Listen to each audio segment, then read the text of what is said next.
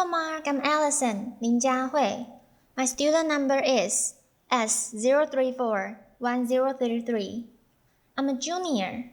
Today I'm going to read a speech, Know Your Worth, and then ask for it, given by Cassie Brown. No one will ever pay you what you're worth. No one will ever pay you what you're worth. They'll only ever pay you what they think you're worth. And you control their thinking, not like this.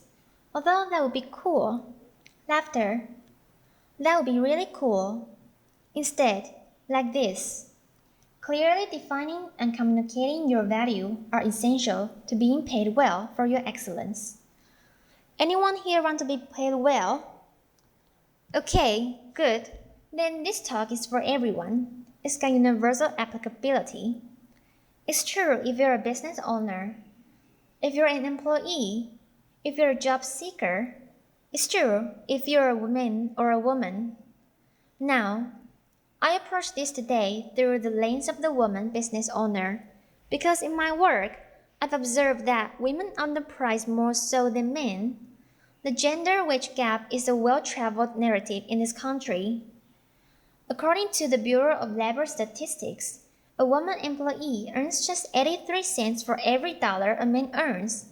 What may surprise you is that this trend continues even into the entrepreneurial sphere. A woman business owner earns just 80 cents for every dollar a man earns. In my work, I've often heard women express that they're uncomfortable communicating their value, especially early on in business ownership. They say things like, I don't like to toot my own horn. I'd rather let the work speak for itself. I don't like to sing my own praises. I hear very different narratives in working with male business owners, and I think this difference is costing women 20 cents on the dollar. I'd like to tell you the story of a consulting firm that helps their clients dramatically improve their profitability. The company is my company. After my first year in business, I saw the profit increases that my clients were realizing in working with me, and I realized that I needed to reevaluate my pricing. I was really underpriced relative to the value I was delivering. It's hard for me to admit to you because I'm a pricing consultant. Laughter. It's what I do. I help companies price for value, but nonetheless, it's what I saw. And so I sat down to evaluate my pricing, evaluate my value, and I did that by asking key value questions. What are my clients' needs, and how do I meet them? What is my unique skill set that makes me better qualified to serve my clients? What do I do that no one else does?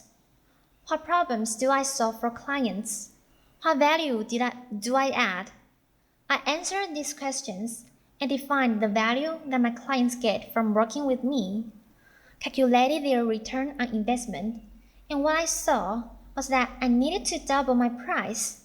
Double it. Now, I confess to you, this terrified me. I'm supposed to be the expert in this, but I'm not cured.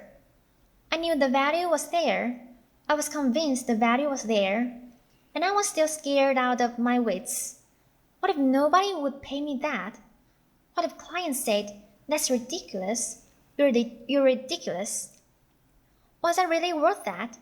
Not my work, mind you, but me. Was I worth that? I'm the mother of 2 beautiful little girls who depend upon me. I'm a single mom. What if my business fails? What if I fail? But I know how to take my own medicine, the medicine that I prescribe to my clients. I had done the homework. I knew the value was there. So when prospects came, I prepared the proposals with the new higher pricing and sent them out and communicated the value. How's the story end? Clients continue to hire me and refer me and recommend me, and I'm still here. And I share this story because doubts and fears are natural and normal, but they don't define our value, and they shouldn't limit our earning potential. I'd like to share another story about a woman who learned to communicate her value and found her own voice.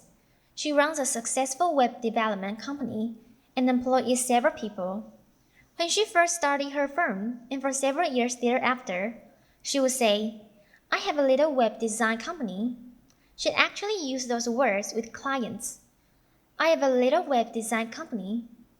In this and in many other small ways, she was diminishing her company in the eyes of prospects and clients, and diminishing herself. It was really impacting her ability to earn what she was worth. I believe her language and her style communicated that she didn't believe she had much value to offer. In her own words, she was practically giving her services away. And so she began her journey to take responsibility for communicating value to clients and changing her message. One thing I share with her is that it's so important to find your own voice, a voice that's authentic and true to you. Don't try to channel your sister-in-law just because she's a great salesperson or your neighbor who tells a great joke if that's not who you are. Give up this notion that it's tooting your own horn. Make it about the other party. Focus on serving and adding value. And it won't feel like bragging. What do you love about what you do? What excites you about the work that you do? If you're connected with that, communicating your value will come naturally. So she embraced her natural style, found her voice, and changed her message. For one thing, she stopped calling herself a little web design company. She really found a lot of strength and power in communicating her message. She's now charging 30 times as much for web design, and her business is growing.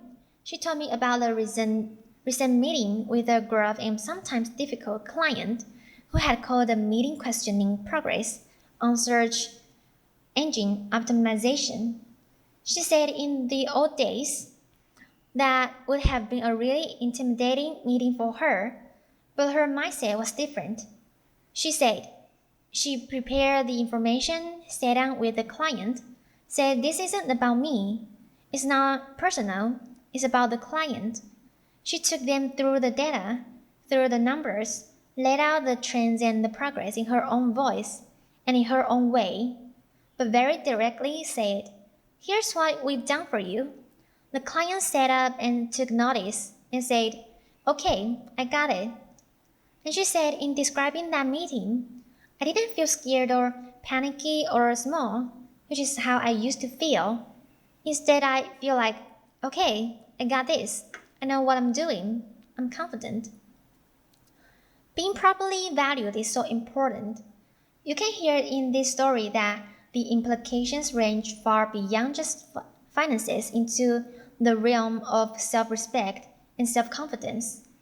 Today I've told two stories, one about defining our value and the other about communicating our value. And these are the two elements to realizing our full earning potential. That's the equation. And if you're sitting in the audience today and you're not being paid what you're worth, I'd like to welcome you into this equation. Just imagine what life could be like, how much more we could do, how much more we could give back, how much more we could plan for the future, how validated and respected we would feel if we could earn our full potential, realize our full value. No one will ever pay you what you're worth. They'll only ever pay you what they think you're worth, and you control their thinking. Thank you. Applause. Thank you, Mark.